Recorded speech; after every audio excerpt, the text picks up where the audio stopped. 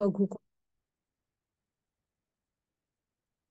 हरे कृष्ण सर्वांना स्वागत आहे सर्वांचे. आपण आपलं मंगलाचरण म्हणूया हा. ओम अज्ञानतिमिरांधस्य ज्ञानांजन शलाकया चक्षुरुन्मीलितं येन तस्मै श्री गुरवे नमः. श्री चैतन्य मनोभीष्टं स्थापितं येन भूतले स्वयं रूप कदा मह्यं ददाति स्वपदान्तिकम्. हे कृष्ण करुणा सिंधो दीनबंधो जगतपते गोपेश गोपिका कांत राधाकांत नमोस्तुते. तप्त कांचन गौरांगी राधे वृंदावनेश्वरी वृषभानुसुते देवी प्रणमामि हरिप्रिये. नमो विष्णुपदाय कृष्णपृष्ठाय भूतले श्रीमते भक्ती वेदांत स्वामी इति नामिने. नमस्ते सरस्वती देवी गौरवाणी प्रचारिणे निर्विशेष शून्यवादी पाश्चात्य देशतारिणे. जय श्री कृष्ण चैतन्य प्रभु नित्यानंद श्री अद्वैत गदाधर श्रीवासादि गौर भक्त वृंद. हरे कृष्णा कृष्ण कृष्णा हरे हरे हरे राम राम राम हरे हरे. हरे कृष्णा कृष्ण कृष्ण हरे हरे हरे राम राम राम हरे हरे. तर स्वागत आहे सर्वांचं हा. आपण आपल्या नामानिष्ठ दास प्रभूजींना प्रणाम करते. पुन्हा आपल्या मराठीच्या ग्रुप हेड पूजा माताजी त्यांना पण प्रणाम करते. पुन्हा मी ज्यांच्याकडून गीता शिकले त्या अन्वया माताजी त्यांना पण प्रणाम करते. आपण आपला आजचा भाग आता बघूया. म्हणजे आजचा अध्याय. तर काल आपला 5वा अध्याय झाला हा. याच्यामध्ये आपण काय पाहिलं तर ठीक आहे. आता आजचा ध्यान योग असतो. बघूया. माताजी पुढची स्लाइड घ्या. हा, हे आपण बरेचदा बघितलंय. दुसऱ्या अध्यायात शिकलेलो आहोत की आपण शरीर नाही आत्मा आहोत. आपण कालच्या अध्यायात एक अ, हे ईश्वर प्राप्तीच्या 3 पायऱ्या आहेत. लक्षात ठेवा. ब्रह्म, परमात्मा आणि परमेश्वर. घ्या माताजी पुढची स्लाइड.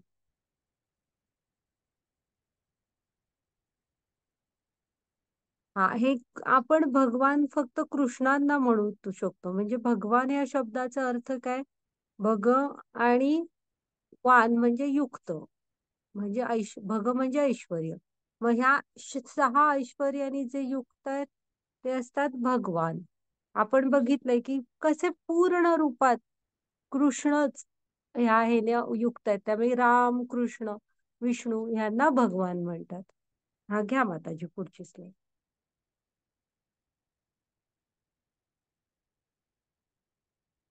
हे असू दे. हे पुढे जा. चला माताजी जे बघितलं. हा, आता आपण आज ध्यान योग बघणार आहोत. आपले हे इस्कॉन मँगलोरचे राधा गोविंद आहेत ना. तर आपण आता ध्यान योग बघूया. घ्या माताजी पुढची स्लाइड. ऍक्च्युली थांबा थांबा हा. कालच्या अध्यायात ना आपण शांती मंत्र बघितलेला. 5 म्हणजे 5व्या अध्यायातला 29वा श्लोक की भोक्तारम यज्ञ तपसाम सर्व लोक महेश्वरम सुहृदम सर्वभूतानाम ज्ञात्वा माम शांती मृच्छती. लक्षात ठेवा की जे कृष्णांना सर्व यज्ञ आणि तपस्यांचा भोगता हे एक. पुन्हा सर्व ग्रहलोक आणि देवदेवता ह्या सगळ्यांचा परमेश्वर म्हणजे सर्व लोक महेश्वरम आणि सर्व जीवांचा हितकर्ता. आणि सर्व जीवांचा हितकर्ता तर ते आहेतच, पण इच्छा म्हणजे शुभेच्छुक हितचिंतक पण आहे ते. असे असणं आहेत हे जे जाणतो ना त्याला कृष्णांच्या चेतनेने असा मनुष्य भौतिक जीवनात शांती प्राप्त करतो. म्हणजे त्यासाठी वेगळं काय करायची गरज नाहीये. सगळी त्यामुळे ह्याला म्हणतात शांती मंत्र. 5व्या अध्यायातला कालचा, हा लक्षात ठेवा. ओके.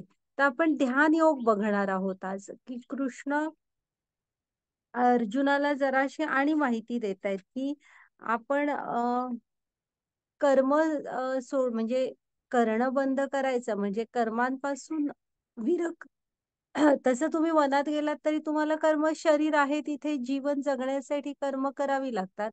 पण तरी पण की बाबा आपण कर्म करणं बंद करायचं की भक्तियुक्त कर्म करायचं. तर आपण काल बघितलं होतं की कृष्णाने सांगितलेलं की तो एक फोटो पण बघितलेला बघा, मोबाईल होता हातात होती, सिगरेट हातात होता. तसं विरक्ती काहीही उपयोगाची नाही. त्याला मिथ्याचार म्हणतात. हा. तर पण इथे ह्या अध्यायात स्पेशली ध्यान योगाविषयी तुम्हाला व्यवस्थित माहिती दिलेली आहे कृष्णाने. म्हणजे खरा ध्यान योग काय आहे? काही केलं उठून म्हणजे ध्यान योग नसतो. हा. इथे कृष्ण सांगतायत बघा आता, की ध्यान योग म्हणजे एक्झॅक्ट नक्की काय असतं. आता हे जे समोर दिसतायत ना, हे ह्यांना म्हणायचं हे ध्यान योगी आहेत बघा. म्हणजे तुम्हाला दिसणार तिथे त्यांच्या डोक्यात वर एक प्रकाश दिसतोय बघा. तर त्यांच्या त्या आत्म्याचा, सॉरी हा, म्हणजे ते समाधी अवस्थेला पोचलेले आहेत व्यवस्थित. आणि बाहेरच्या जगाशी कसलंही आदान प्रदान नाहीये त्यांचं, कसलंही. इवन ते श्वासही घेत नसतात. त्यांनी श्वास पण म्हणजे बाहेरच्या जगातला श्वासही थांबलेला असतो, पूर्ण समाधी अवस्था. आणि त्यांच्या आत्मा हा परमात्म्याशी जोडला गेलेला आहे. ते दिसतंय बघा डोक्याच्या वर. आणि ती बसण्याची पद्धत बघा, ही एक्झॅक्ट पद्धत आहे. ध्यान द्या, तुम्ही खुर्चीत बसून ध्यान करताय वगैरे, हे काहीतरी ठीक आहे, प्रायमरी स्टेज म्हणून काहीतरी तुम्ही आपलं म्हणताय, पण हा ध्यान योग नव्हे. तर हे जे समोरचं चित्र दिसतंय ना, ह्याला म्हणायचं हे अष्टांग योगाच्या शेवटच्या समाधीच्या पायरीवर आहेत आता. बघा बघू त्यांच्या शरीरावर किती किती त्यांचे ते म्हणजे वृक्षांच्या आजूबाजूच्या वेली बिली सुद्धा आल्यात, तरी त्यांचं लक्ष नाही. आणि ती बसायची पद्धत, आणि बघा हाड हाड झाली आहेत, म्हणजे कित्येक वर्ष समाधीत असतील कुणास ठाऊक. पुन्हा तिथे शोल्डरच्या लाईनला बघाल तर एक वाघ चालत जाताना दिसतोय. म्हणजे भीतीच्या पण पलीकडे गेले, की हा वाघ मला खाईल का आता वगैरे, आपण किती घाबरलो असतो.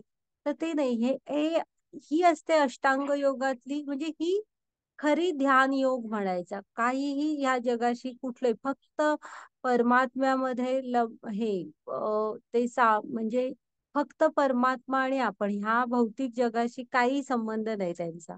ओके. आता पुढे जाऊया, की आपण ध्यान योग म्हणून काय काय करायला लागलोय. हा, माताजी पुढची स्लाइड घ्या. हा, आता तुम्ही सांगा मग.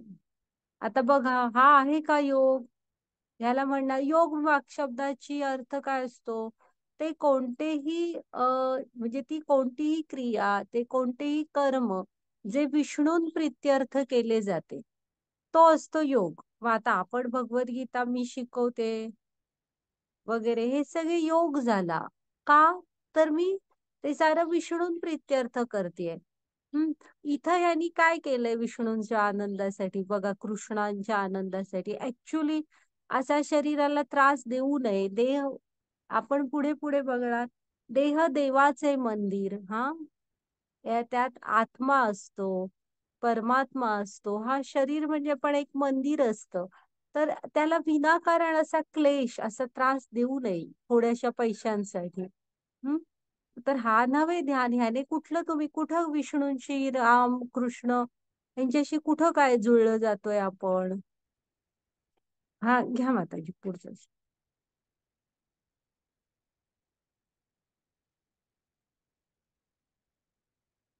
आता हा एका योग बघा, हे व्यायाम प्रकार म्हणून ठीक आहे, ह्याला योग म्हणत नाहीत खरं. हा, माताजी पुढची स्लाइड घ्या.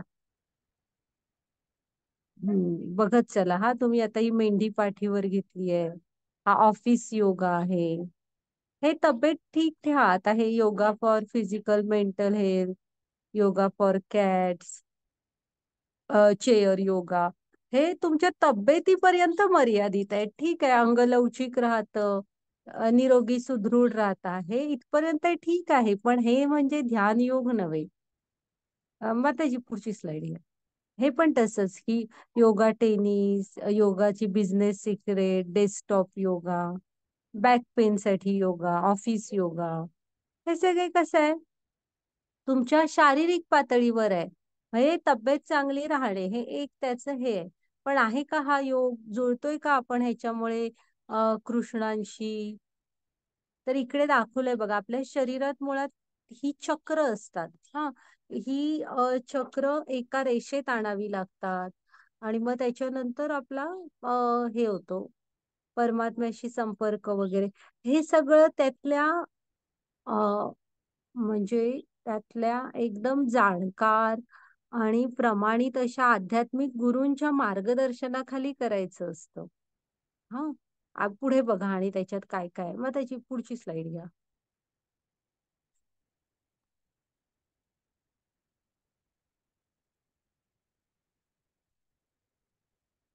अं, तर हा आता बघा, हा हा अष्टांग योग आहे. हा नुसता योग नाहीये ध्यान योगामध्ये. अष्टांग योग पद्धती म्हणतात तिला. म्हणजे ह्या 8 अंगांनी तुम्ही कृष्णांशी जुळायला हवं.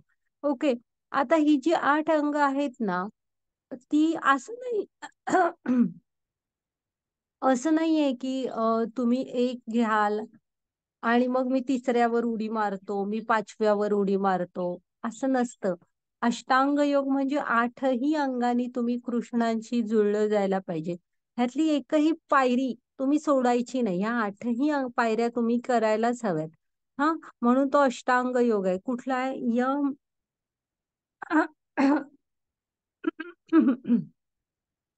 यम, नियम, आसन, प्राणायाम, प्रत्याहार, धारणा, ध्यान आणि समाधी.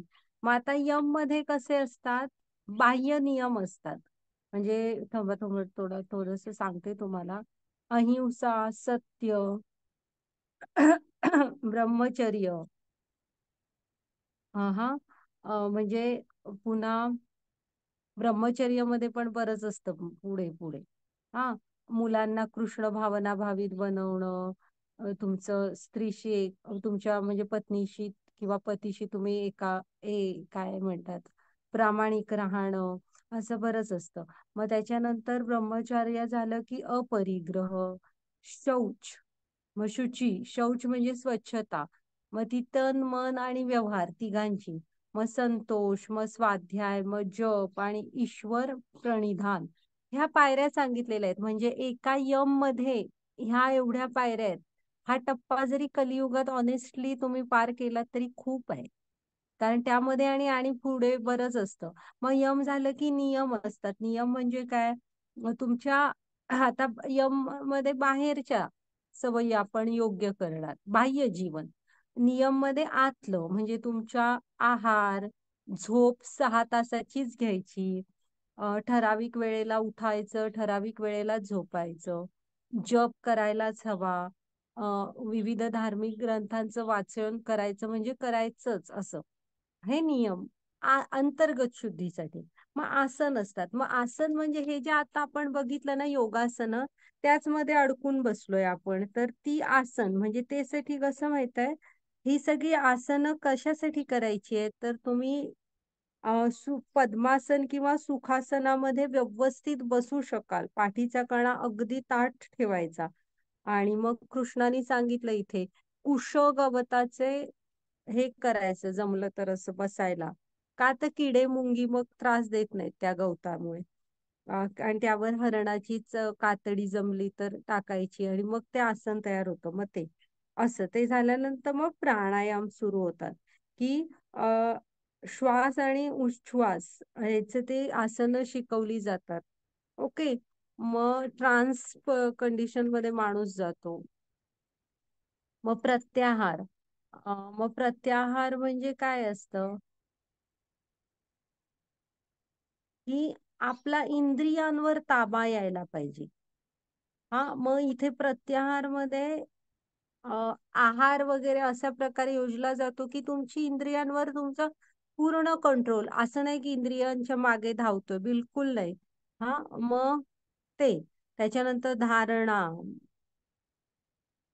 म्हणजे कुठलीही भौतिक इच्छा नाही. मग ध्यान की जिथे इथे कृष्ण सांगतोय की इंद्रिये म्हणजे वाऱ्याने हालत राहतात ना, म्हणजे वारा आला की पणतीचा प्रकाश कसा हालत राहतो. पण पणती जर का वारा नसलेल्या ठिकाणी ठेवली तर त्याचा प्रकाश स्थिर राहतो. मग तसं ते ध्यान, कसलाही दुसरा इंद्रिय विषय नाही, काय नाही, एकाग्रतेने ध्यान. आणि मग पुढे समाधी. हा, एवढे झाल्यावर तुम्ही समाधीमध्ये जाऊ शकता. आणि फक्त कृष्णाबरोबरचे नाते म्हणजे स्थिर होतं आपलं, आणि त्यामध्येच त्या नात्यातच राहतो आपण, स्थिर ही असते समाधी. एवढं एवढं आहे, आयला म्हणायचा असतो अष्टांग योग. घ्या माताजी पुढची स्लाइड.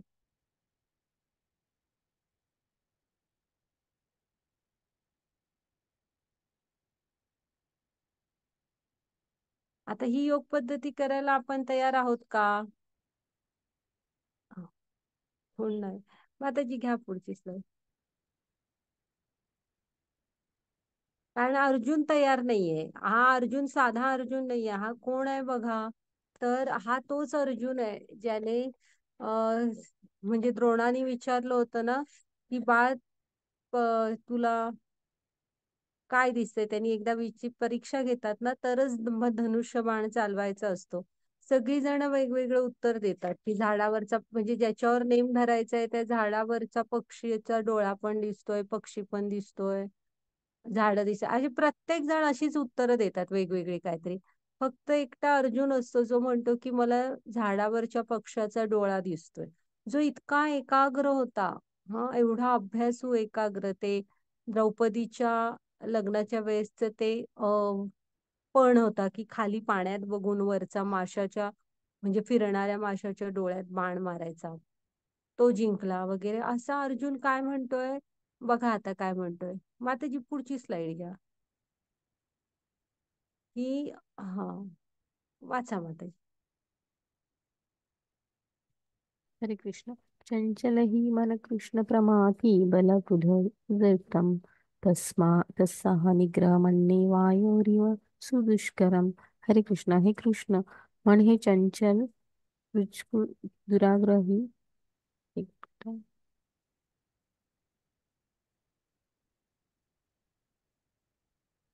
अत्यंत बलवान असल्यामुळे मनाचा निग्रह करणे हे वायूला नियंत्रित करण्यापेक्षा अत्यंत कठीण आहे. हरे कृष्ण. बघा, इथे अर्जुनाला काय वाटतंय की हा तो अर्जुन, आता आपण हे सगळं येणारा बघितला तो अर्जुन काय म्हणतोय की मन हे कसं असतं, चंचल असतं, उच्छृंखल असतं, दुराग्रही आहे. हा, आणि अत्यंत बलवान आहे. माकड दाखवलंय बघा, माकड कसं सतत वळवळ वळवळ, तसं इकडे पळतय तिकडे पळतय. तर तो म्हणतोय की मी वायूला, वाऱ्याला नियंत्रित करू शकतो, पण मी मनाला नियंत्रित करू शकेन ना, म्हणजे कठीण आहे, अत्यंत कठीण आहे असं मला वाटतंय. मग जर का अर्जुनासारख्याला ते कठीण आहे तर आपल्यासारख्यांची काय बात तिथे. हा, घ्या माताची पुढची स्लाइड. आणि मुळात तो कलियुगाचा धर्म पण नाहीये. हा, मग आपलं मन असतं ना. मग आता तुम्ही म्हणणार की बाबा हे असं आहे, मग हे शत्रू आहे की मित्र आहे, ते आपलं आपण ठरवायचंय, ते आपल्या हातात आहे. हा, ते तुमचं कंट्रोल मध्ये असलं तर तुमचा मित्र आहे. म्हणजे तुम्ही जेव्हा म्हणताय की माझा एवढा एवढा अभ्यास आहे, मला उठावं लागेल, आणि तुम्ही निग्रहाने त्या टायमाला उठताय, तो अभ्यास पूर्ण करताय, तेव्हा तो तुमचा मित्र आहे. पण तेच तुम्ही मनात ऐकत बसलात तुमच्या, मग नाही, जाऊ दे, एक दिवस राहिलं म्हणून काय होतं, 2 दिवसाचं उद्या करू, हे असं मनाच्या अधीन झालात तर मात्र तोच मन तुम्हाला कुठे नेऊन ठेवणार काय त्याची शाश्वती नाही. मग तेच मन तुमचं शत्रू बनतं. त्यामुळे मन आपल्या ताब्यात हवं. माताजी पुढची स्लाइड घ्या.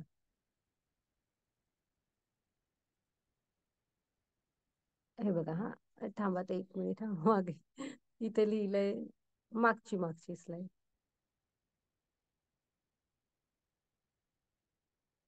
ते बघा, ज्याने मनाला जिंकलंय त्याच्यासाठी मन हे सर्वोत्तम मित्र आहे. परंतु जो असे करण्यामध्ये अपयशी झालाय त्याच्यासाठी त्याचे मन परमशत्रू आहे. हा, घ्या माताजी पुढची स्लाईड.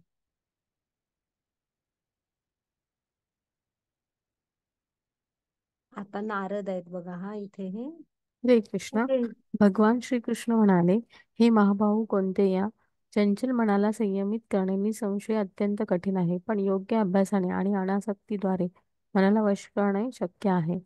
ज्याचे मन उच्चृंख आहे त्याला आत्मसाक्षात्कार होणे कठीण आहे, परंतु ज्याचे मन संयमित आहे तो योग्य साधनाद्वारे प्रयत्न करतो त्याला निश्चितच यशाची शाश्वती आहे, असे माझे मत आहे. हरे कृष्ण. हरे कृष्ण.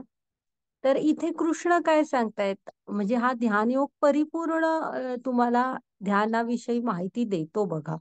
हा, की ते काय म्हणतायत की हे बघ अर्जुना, कठीण आहे पण अशक्य नाहीये. हा, तू काय करायला हवं, तर योग्य अभ्यास आणि अनासक्ती दोन गोष्टी पाहिजेत तुमच्याकडे, की तुम्ही गुरूंच्या मार्गदर्शनाखाली ठरवून निग्रहाने मी करणार आहे असं करून तो अभ्यास करायला हवा. योग्य अभ्यास म्हटलाय त्यांनी, वाटेल ते काहीतरी करायचं नाहीये. हा, आणि अनासक्ती आपलं मन सगळ्यातच अडकलेलं असतं, मग काहीच सुटत नाही आपल्याकडनं. तसं नाही, ह्या भौतिक जीवनाविषयी पराकोटीची अनासक्ती असते तरच तुम्ही ध्यान मार्गावर चालू शकता. हा, आता हे बघा, आता ज्यांचे मन उच्चंकुल म्हणजे सतत नुसतं इकडे पळतंय तिकडे पळतंय, हा, त्या अजिबात स्थिरता नाही असं आहे ना, त्याला आत्मसाक्षात्कार होणे कठीण आहे. पण ज्याचे मन त्याच्या कंट्रोलमध्ये आहे, संयमित आहे, हा, जो योग्य साधनांद्वारे प्रयत्न करतो त्याला निश्चित यशाची प्राप्ती शाश्वती आहे, असं कृष्ण म्हणतायत. म्हणजे पहिल्यांदा तुमचं मन अनासक्त हवं, संयमित हवं, आणि मग त्याच्या पुढे योग्य साधनांद्वारे प्रयत्न. आणि हा प्रयत्न कित्येक वर्ष चालू राहील ते काय सांगता येत नाही, ती मोठी प्रोसिजर आहे. हा, जीवनभराची जवळजवळ ती प्रक्रिया असते आपली. त्यामुळे ते अनासक्ती हवी, योग्य अभ्यास हवा. इथे वर नारद दाखवलेले आहेत बघा, नारद होते त्यांचं, म्हणजे हे उदाहरण म्हणून घ्या की मनात, वाणी, सगळ्या इंद्रियांनी सगळं कृष्णांना अर्पण आहे. जे काय करतात कृष्णांसाठी, तिन्ही त्रिकाळ नारायण नारायण नारायणचा घोष असे, हा, हे असतात सर्वोत्तम असे योगी, ज्यांच्या आत बाहेर वेगळं नसतं, आतही कृष्ण बाहेरही कृष्ण, सगळीकडे कृष्ण भावना भावित जीवन. हो, ओके. हा, घ्या मग त्याच्या पुढचं स्लाईड. पुन्हा वृंदावनातल्या गोपी होत्या बघा सर्वोत्तम योगी. कारण त्या गोपी होत्या ना, त्यांचं मनातून एक क्षण, म्हणजे कृष्ण काय वृंदावनात 10 वर्षच राहिले, तरी पण गोपींच्या मनातून एक कणभर सुद्धा त्यांच्या विषयीची भक्ती कमी झाली नाही. नंतरचे कितीतरी वर्ष, बराचसा काळ कृष्ण काय वृंदावनात नव्हतेच, तरी पण गोपींच्या मनात कायमच होते. तर असे असतात हा, म्हणजे योगी सर्वोत्तम. हा, आता हे खाली ही एक ना शिडी दिली आहे बघा.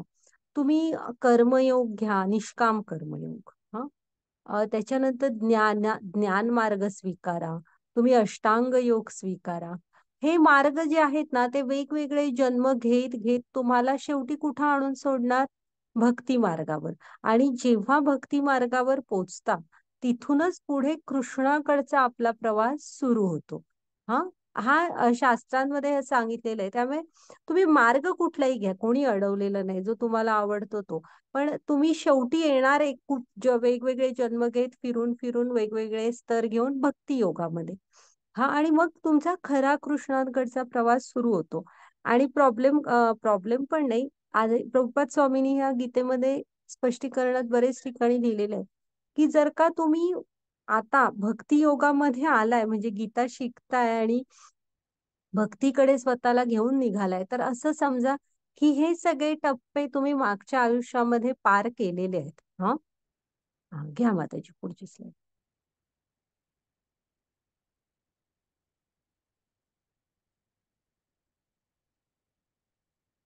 हे बघा, ह्या त्या गोपी आहेत ज्यांचं मन कधीही कृष्णांपासून अलग झालं नाही. कृष्ण काय नव्हतेच, मी सांगितलं ना, 10 वर्षच कृष्ण गोकुळात राहिले. त्याच्यानंतर कधीही ते गोपींना प्रत्यक्षात भेटले नाहीत. तरी पण गोपींनी एक क्षण सुद्धा मनातून कृष्णांना कधी दूर केलं नाही. तर असे असतात सर्वोत्तम योगी. इथे वाचा माताजी.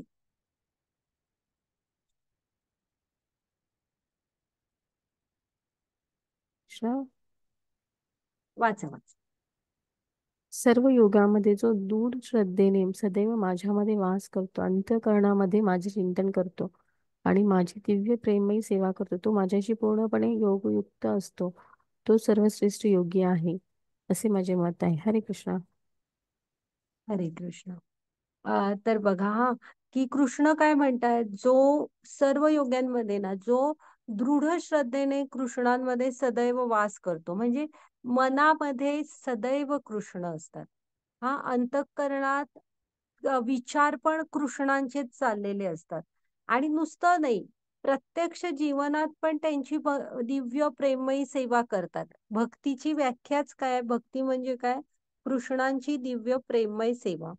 तर प्रत्यक्षात ते करत असतात. हा, तो पूर्णपणे माझ्याशी योगयुक्त, म्हणजे तो जुळलेला असतो पूर्णपणे कृष्णांशी. तोच सर्वश्रेष्ठ योगी होय, असे माझे मत आहे. बघा, त्यांनी इथं काही लिहिलंय का की तुम्ही अष्टांग योगानेच यायला हवं, तुम्ही ज्ञानयोग, तुम्ही निष्काम कर्मयोग? तिथे काय लिहिलंय? माझी दिव्य प्रेममय सेवा करतो, म्हणजे हा आहे भक्ती योग. हा, कृष्णांची दिव्य प्रेममय सेवा. छोट्या छोट्या गोष्टी पण करू शकतो आपण. भगवंतांसाठी फुलं गोळा करणे, तुळशीपत्र अर्पण करणे, छोट्या छोट्या गोष्टी.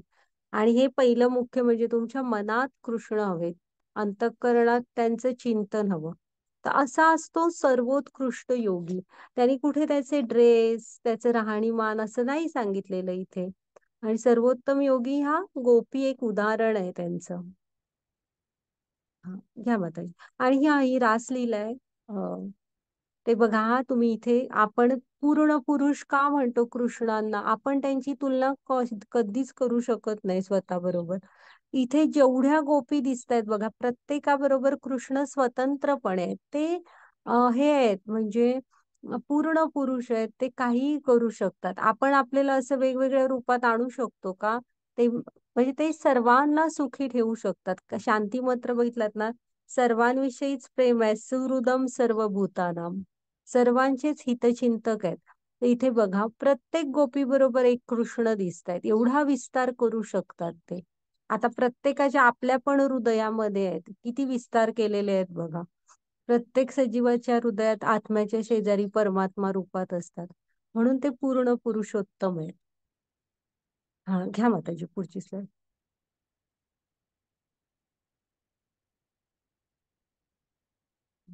हा, म्हणजे योग हा एक आध्यात्मिक अभ्यास आहे. हा, लक्षात ठेवा.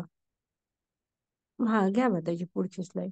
तुम्ही त्यात कृष्णांशी जोडलं जायला हवं. मग आता बघा, कलियुगा सत्ययुगाचं हे काय होता धर्म? तर हा ध्यान धारणा. तो तेव्हा मी सांगितलं ना, आयुष्य तसं होतं, म्हणजे मोठं. आजूबाजूचं वातावरण तसं प्युरिटी होती, शुद्धता होती सत्ययुगात. अतिशय माणसं पण अतिशय शुद्ध विचारांची. कली वगैरेचा प्रभाव वगैरे खूप लांब, तेव्हा तसलं काय नव्हतं, अतिशय शुद्ध सगळ्यांची मनं वगैरे. हा, त्यामुळे त्या कलियुगाचा तो हे होता. आणि हजारो वर्ष करायला लागायची ही ध्यानधारणा. असं नव्हतं की मी 6 महिने केली आणि झालं, मला भेटायलाच हवेत कृष्ण, असं त्यांची काही इच्छा नसायची. ओके, द्वापार युगात, त्रेतायुगात वेगवेगळे यज्ञ मोठे मोठे. हा, मी त्याला म्हंटल ना, ते पण आपण नाही करू शकत, कारण वेदपाठी ब्राह्मण हवेत. आणि ह्यांना खूप सामग्री लागते. ते काही आपण कलियुगात करू शकणार नाही. द्वापार युगात विस्तृत अशा मंदिर पूजा, तेही करणं खर्चिक आहे, वेळ खूप घेतं.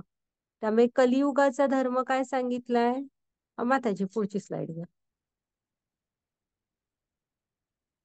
हरिनाम जप. हा, हरे वाचन. कृष्ण. कृती यत्यात यतो विष्णू त्रिताया यजतो मखे द्वापरे परिचर्याया कल्लोद्वक्तरी कीर्तनात. हरे कृष्ण. हे राजन, सत्ययुगात विष्णूचे ध्यान करून त्रेतायुगात यज्ञ करून आणि द्वापर युगात परमेश्वराच्या चरण कमळाची सेवा केल्याने जे फळ मिळते तेच फळ कलियुगात फक्त हरे कृष्ण महामंत्राचे कीर्तन केल्याने प्राप्त होते. हरे कृष्ण. हरे कृष्ण.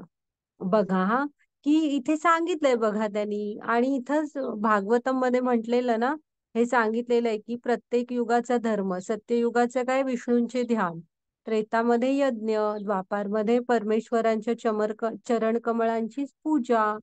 हा, आणि तेच फळ कलियुगात महामंत्राचे कीर्तन केल्याने मिळते, कारण तेवढंच आपण प्रामाणिकपणे कलियुगात करू शकतो. त्यामुळे कलियुगाचा धर्म आहे हरिनाम जप. हा, घ्या माताजी पुढची स्लाइड.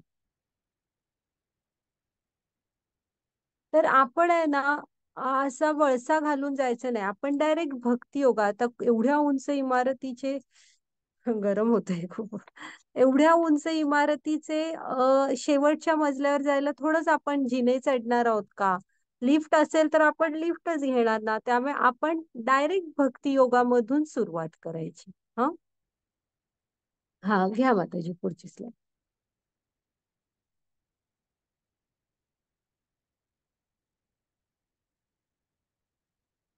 मंत्र म्हणजे काय असतो बघा.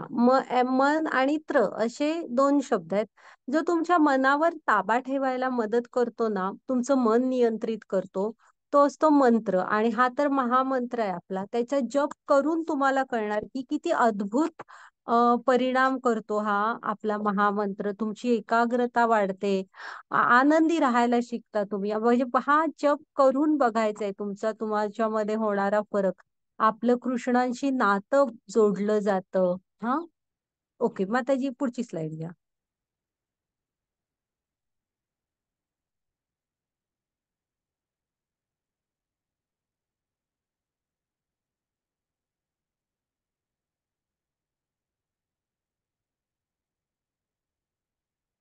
हा आपला पंचतत्व मंत्र म्हणायचा. हा, हे सुरू करायच्या आधी जप.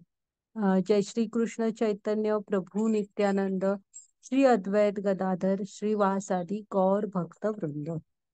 हा, घ्या माताजी पुढची slide.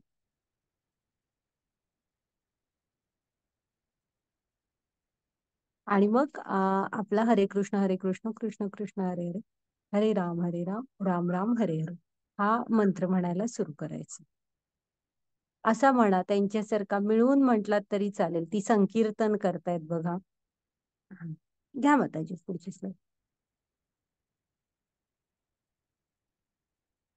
आता जपाचे लाभ बघूया आपण. हा, जप का करा, कलियुगाचा धर्म आहे.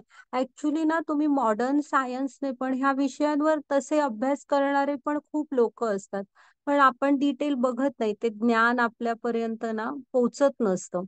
तर जपाचे खरंच खूप पॉझिटिव्ह असे परिणाम आपल्या जीवनावर होत असतात. आता इथे बघा, ह्यांनी काय काय काय काय सांगतायत प्रभुपाद स्वामी.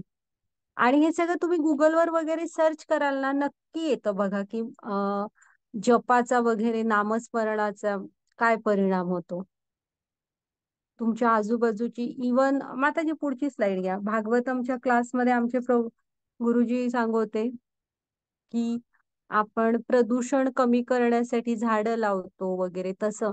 मग जेव्हा जप करतो ना, तेव्हा तुमच्या आजूबाजूचं एकूणच सगळं वातावरणात जे प्रदूषण असतं, म्हणजे जे नको असलेल्या गोष्टी असतात, त्या आपोआप कमी होत जातात. एवढा पावन असं हरिनाम आहे हे. त्यामुळे जप आवर्जून करा. आता बघा, चिंता आणि ताणतणावापासून मुक्ती, त्यांच्या चेहऱ्यावरचा आनंद बघा तुम्ही.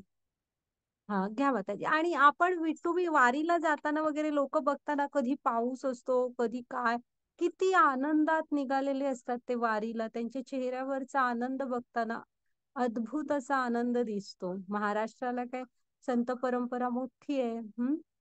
मन शांती मिळते. कुठला वारकरी बघा वारीला जातो किंवा विठ्ठलाची भक्ती करतो, वस्तू आणि हे दे ते दे साठी करत नाही. अद्भुत शांती असते त्यांच्या मनामध्ये. ते फक्त विठ्ठलासाठी भक्ती करतात. तशी आपण पण कृष्ण म्हणजे भगवंतांची भक्ती, कृष्ण राम विठ्ठल विष्णू ह्यांची भक्ती करताना आपण त्यांच्यासाठी करायला पाहिजे, वस्तूंमध्ये अडकून नाही पडायचं. तर हे मग त्यामुळे मनच शांती मिळते आपल्याला. हा, मग त्याची पुढची स्लाइड घ्या. आणि जप करून बघा तुम्ही. त्याचे पॉझिटिव्ह इफेक्ट. हा, खरा आनंद. हम्म. हा, घ्या माताजी पुढची स्लाईड.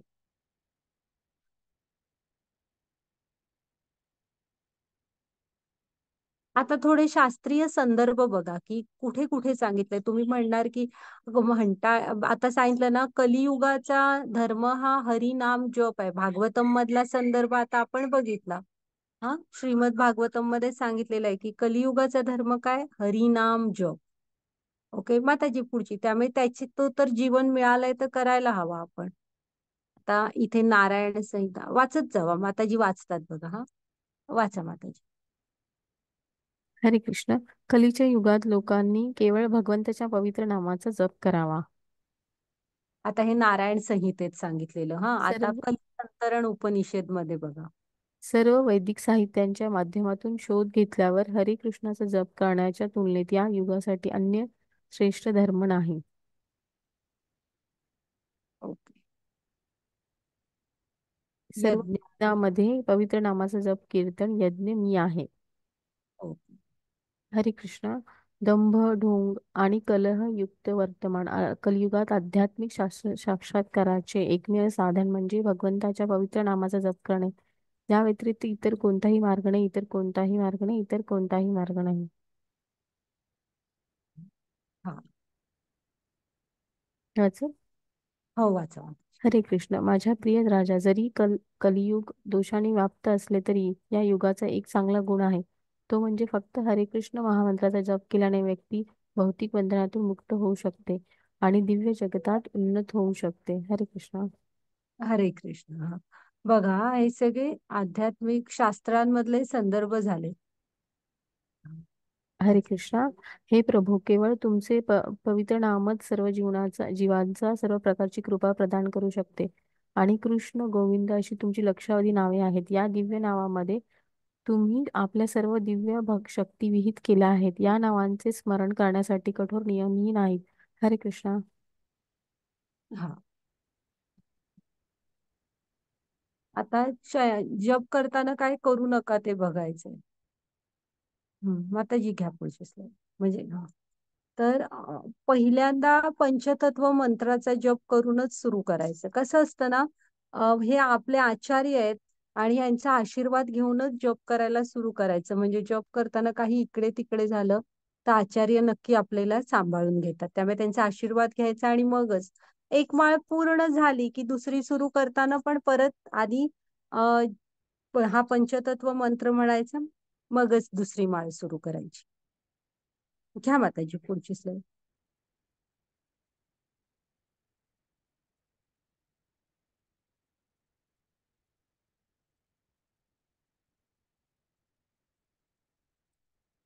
हा, असा व्यवस्थित म्हणायचा. जय हरे कृष्ण कृष्ण कृष्ण हरे हरे, हरे राम राम राम हरे हरे. असा व्यवस्थित उच्चार करायचा. तोंडातल्या तोंडात काहीतरी विचित्र बडबडायचं नाही. हा, नीट उच्चार करायचा. जप असा थोडा एवढ्या मोठ्याने करायचा की आपल्या कानाला ऐकू येईल. मोठ्याने म्हणजे दमड्या एवढं मोठ्याने बडबड करायची नाही. आपल्या कानाने तो तुम्ही ऐकू शकाल एवढा हे करायचा. जप करायचा एवढ्या आवाजात. म्हणजे आणि तो ऐकायचा प्रयत्न करायचा. म्हणजे आपली एकाग्रता असते त्या जपावर, आपलं लक्ष असतं. तोंडाने म्हणायचं आणि कानाने ऐकत जप करायचा. हा, एवढा आवाज ठेवायचा. आणि प्रभुपाद स्वामींचं म्हणणं आहे की तुम्ही एक जप माळेवर मोजूनच जप करा. का माहित आहे, आपण मनात मी सतत कृष्ण असतं असं आपण म्हणतो, पण तसं नसतंच. मग आपल्या मनात वेगवेगळे खूप विचार असतात. त्यामुळे हा म्हणजे एक प्रकारची शिस्त येते जेव्हा तुम्ही जपमाळेवर करता. एकाग्रतेने व्यवस्थित जपमाळेवरच हे करायचं. हा, जप. त्यामुळे 108 वेळा होतो तो. आणि त्यामुळे आपल्याला कळतं की आपण किती केला. आपण मनात जेवत वगैरे नाही, त्यामुळे फक्त कृष्णाची भक्तीच तेवढी मनात करणार नाही, ती पण फिजिकली करा. घ्या माताजी पुढची.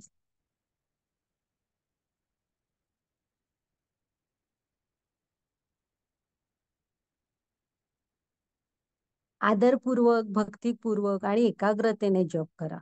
पुन्हा जॉब करताना तुम्ही कोणत्याही दिशेला बसून चालताना केला तरी पण चालू शकतो. हा, असं काही खूप हे नाहीयेत बंधन त्याला. हा. घ्या माताजी. आता जॉब करताना ना तुम्हाला काही वेळेचे बंधन नाही. तुम्ही दिवसाच्या कुठल्याही वेळी करू शकता. पण तरीही सकाळच्या ब्रह्ममुहूर्तावर जॉब करण्याचा सल्ला दिला जातो. म्हणजे पहाटेच्या वेळेस तेव्हा एकाग्रता होते आपली म्हणून.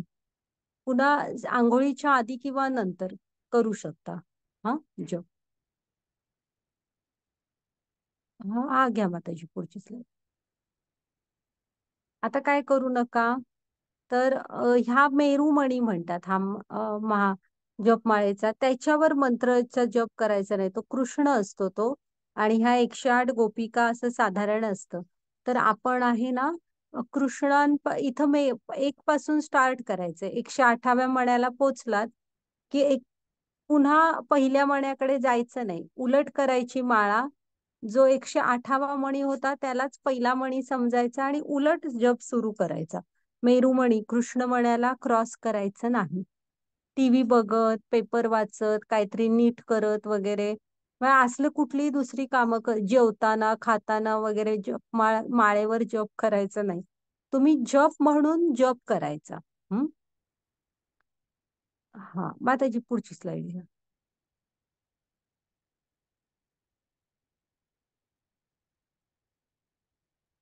जप केल्यामुळे आपल्याला पापांच्या परिणामांपासून म्हणजे आपले मुक्ती मिळत जाते, शुद्ध होत जातो. हे बघा, हे आपण बघितले मगाशी, ताणतणातून मुक्ती, मन शांती, खरा आनंद, प्रबोधन. ओके. आता लोक काय म्हणतात बघा हरे कृष्ण जपाबद्दल. माताजी वाचा जरा तुम्ही हे. हा, माताजी Hare, वाचतात ते, आले एक minute. Hare Krishna. It's really a process of having realization of God. George Harrison. Chanting Hare Krishna has made a tremendous impact in my life. Albert Ford. Everything started happening for me when I began chanting Hare Krishna. Jean Cloud. I have been chanting Hare Krishna for many years and I have never found anything more pleasurable. Andy Desai. Chanting makes me feel close to God. Marco Ferrini. Chanting Hare Krishna has helped me face all ups and downs in my life with a great confidence and peace of mind. Rishikesh Mafatlal. By starting to chant Hare Krishna, I feel tremendous happiness. Vicky Overton. Chanting helped me give up bad habits. It changed my vision of things and success. My outlook towards life is more lot more brighter after starting to associate with Hare Krishna devotees and chanting the Mahamantra. Bruce Kierkegaard. Mahamantra significantly reduces stress, depression, and mode of ignorance and considerably increase mode of goodness. David Wolf.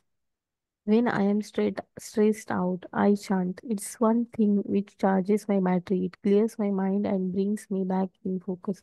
Paul Villera. When I am nervous, I find chanting very calming. I don't get shaken up at little things. Mrs. Sally Relic. Chanting Hare Krishna and reading authorized books on Krishna consciousness has brought me great pleasure. Ramesh Lal. Hare Krishna. हा, वाचा माताजी, मी सांगते बघा. Hare Krishna. When we are children innocent, we have no bad habits. But as we grow and associate with bad company, we also acquire all these bad habits. To give up all these bad habits means we have to associate with sadhus or devotees, saintly person. Then we can give it up.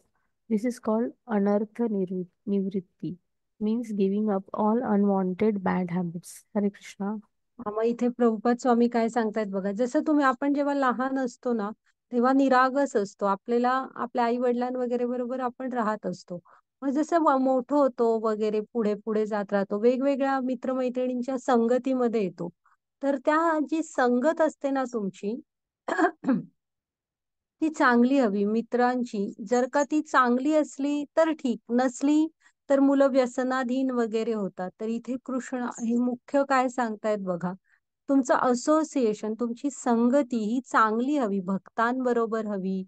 हा, सद्गृहस्थांवर, चांगल्या लोकांबरोबर हवी. कारण अ, त्याचा परिणाम खूप होत असतो आपल्या बरोबर. ते म्हणतात ना की वाईट संगतीचा परिणाम कर्णाला विचारा. करणं उदाहरण आहे त्याचं. तर त्यामुळे आपण पण आपलं लक्ष द्यायला हवं की मी कुठल्या संगतीमध्ये आहे, मी कशासाठी शाळेत येतो, मी शिकण्यासाठी येतो. तर ठीक आहे, शिकणं हे माझं कर्तव्य आहे. टगेकपणा आणि दंगा आणि हे करायला आलेल्यांच्या संगतीत राहून तुम्ही तसेच बनणार ना.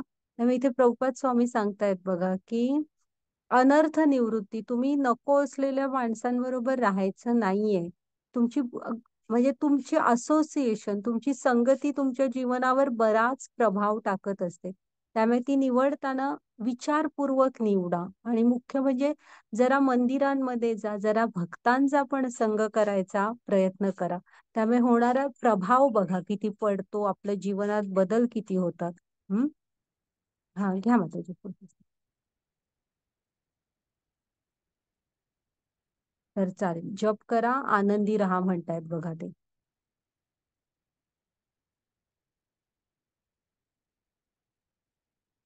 हा, झालं आपलं आजचं हे झालं. ओके माताजी, रेकॉर्डिंग स्टॉप.